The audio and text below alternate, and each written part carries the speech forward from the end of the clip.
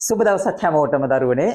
හරි. ඔයාලා දන්නවා අපි ඇක්ටිවිටි පැසිව් තමයි මේ දවස්වල කරගෙන යන්නේ. හරි. ඉතින් අද මම ඔයාලට උගන්වන්න යන්නේ ඇක්ටිව් වොයිස් වල අපි ප්‍රසන්ට් සිම්පල් පැසිව් වොයිස් කරන විදිහ අපි ඉගෙන ගන්න. හරි. ඉතින් අද අංක දෙකට අපි පාවිච්චි කරනවා මම ගන්නවාද ප්‍රසන්ට් කන්ටිනියස් කියන ටෙන්ස් එක. Present continuous. අපිට මේකට ප්‍රසන්ට් ප්‍රෝග්‍රෙසිව් කියලා කියනවා. හරිද?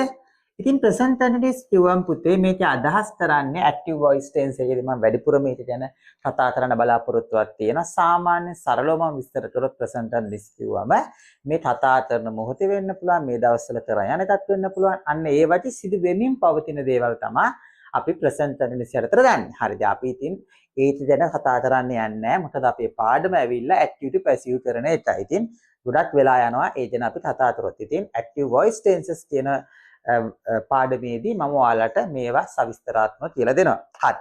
දැන් ඔයාලට පේනවා මෙතන present continuous. අපි ගමු උදාහරණයක් මෙතන.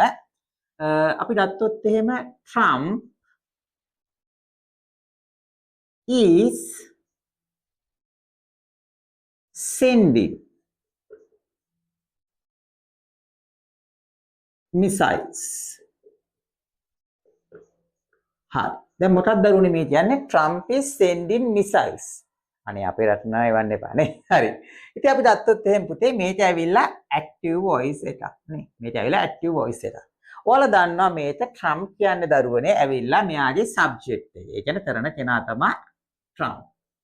හරි. එතකොට අපි ගත්ත subject එක. ඉතින් subject කිව්වම ඔයාලා දන්නවා මේක active voice වාක්‍යයේ subject එක. කලින් අපි කරපු present simple active to passive එකේදී ඔයාලා ඒක ඉගෙන ගත්තා. කවුද මේ subject කියන කරන කෙනා නේද? do නැත්නම් අපි ගත්තා.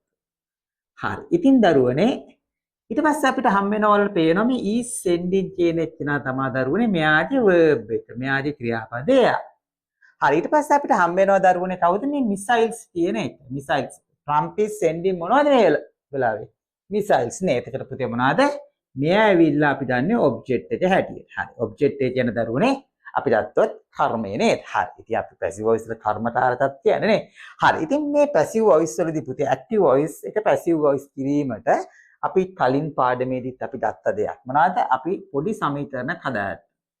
අපි දන්නවා ඔබ්ජෙක්ට් එක. කවුද පුතේ ඔබ්ජෙක්ට් එක? මෙන්න මේ ඇක්ටිව් වොයිස් වාක්‍ය ඔබ්ජෙක්ට් විදිහට තමයි අපි දන්නේ මෙතන. හරිද? ඊට පස්සේ ඒ දිහා බලලා මම කලින් එකෙත් ඊතලයක් පාවිච්චි කරලා පෙන්නන්න. ඊට පස්සේ මොකද්ද පියවර අපි දන්න ඕනේ කියන දේ. හරි. දැන් මෙතන වලට පේන ඈමීස සමග ing තියෙන එකන්නේ. ඉතින් අර කෝටටත් තයිලේ තියලා අර කලින් පාඩමේ උදන්නපු ඈමීසම පාවිච්චි කරන්න යන්න එපා දරුවනේ. නිකන් ඈමීස දාලා හදන්න යන්න එපා. ඔයාලා දන්නා එකකට එකක් වෙනස් නේද පුතේ මේ ටෙන්ස් එක. ඉතින් අපිට පුළුවන් මෙතන දරුවනේ am been ඒ වගේම is been are been පාවිච්චි කරන්න. ඒ දිහා බලලා තමයි පුතේ අපි ඊළඟ පියවර යන්නේ past participle විදියට අපි දාන්නේ. past participle. past participle අපි පාවිච්චි කරන්නේ. ඉතින් past participle කියන දරුවනේ මොකද්ද? මෙයාගේ verb එක. හරි. දැන් දරුවනේ ඒ සමීකරණේ හරි. දැන් බලමු අපි මේක අනුව ගිහිල්ලා කොහොමද අපි මේක passive voice වලට හරවන්නේ කියලා. හරි. ඔයාලට පේනවා දැන් මෙතන කවුද දරුවනේ? ඔබ්ජෙක්ට් එක ඇවිල්ලා මිසයිල්ස් නේ දරුවනේ. හරි. ඉතින් අපි මෙතන මිසයිල්ස් කියලා ලියා ගමු. මිසයිල්ස්. හරි. මිසයිල්ස් කියලා අපි ගත්තා දැන්. ඔබ්ජෙක්ට් වෙන අපි දන්නේ පුතේ මෙතන නේ. මිසයිල්ස් තියා බලලා තමයි පුතේ අපි තීරණය කරන්නේ am been the is been the are been ද කියලා. හරි. අපි දැන් Trump දිහා බැලුවොත් එහෙම වෙන්නේ මොකද්ද? බලන්නත් එපා යාදියා. හරි. අපි මෙතන Trump දිහා බැලුවොත් මෙතන ගත්තොත් එහෙම අපිට දන්න වෙන්නේ is been Trump එක්කෙනෙක් ඉඳන් අපි දන්නේ හැබැයි යාව නෙමෙයි දරුවනේ. මොනවාද අපි දන්නේ ඔබ්ජෙක්ට් එක වශයෙන් ගත්තේ මිසයිල්ස්. මිසයිල්ස් කියන්නේ ගොඩක් නේ දරුවනේ. එකක් නෙමෙයිනේ. මිසයිල් නෙමෙයි මිසයිල්ස්. එහෙනම් පුතේ අපිට දන්න වෙන්නේ මෙන්න මේ are been නේද? බහුවචනෙන්. එහෙනම් අපිට පුළුවන් වෙනවා මිසයිල්ස් are been කියලා පාවිච්චි කරන්න මෙතන. මිසයිල්ස් are been ඊට පස්සේ අපිට හම්බෙන්නේ පුතේ verb එක. ඒ කියන්නේ past participle එක. හරි? දැන් අපේ verb එක කවුද දරුවෝ? මෙතන sending, is sending. ඒතර sending කියන ක්‍රියාපදය අපි ගත්තොත් එහෙම මේක ing form එක. එයාගේ මුල වචනේ මොකද්ද? base form එක. නැත්නම් infinitive එක ගත්තොත් පුතේ අපිට හම්බෙන්නේ මෙයා send නේ පුතේ. send කියන එක්කෙනාගේ past participle එක කවුද පුතේ? send නේද? හරි. එහෙනම් missiles are being sent කියලා අපිට හම්බ වෙනවා. missiles are being sent. මෙතෙන්ට වෙන තම පුතේ මේක හරි වාක්‍ය නේද? අපි දැන් අපේ අවශ්‍ය පියවර සපුරා ගත්තා. ඊට පස්සේ ඔයාලට පේනවා මෙතන කරන කෙනෙක් ඉන්නවා නේද දරුවනේ. කවුද මේක? Trump කරන්නේ. එහෙනම් අපිට පුළුවන් පුතේ තියන්න missiles are being sent by Trump කියලා මෙතන පාවිච්චි කරන්න. කරන කෙනෙක් ඉන්නවා, ඩුව කෙනෙක් ඉන්නවා නේ.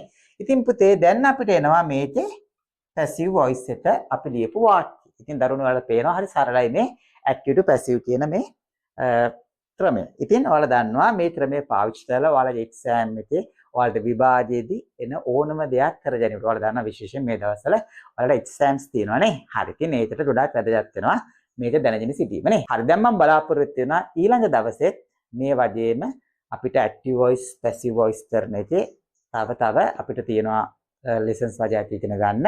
මේ අපි ඉගෙන ගත්තේ present continuous කියන වාක්‍යයක් කොහොමද active voice වාක්‍යයක් passive voice කරන විදිය. හරි. එහෙනම් ඔයාලා හැමෝටම සුබ දවසක්.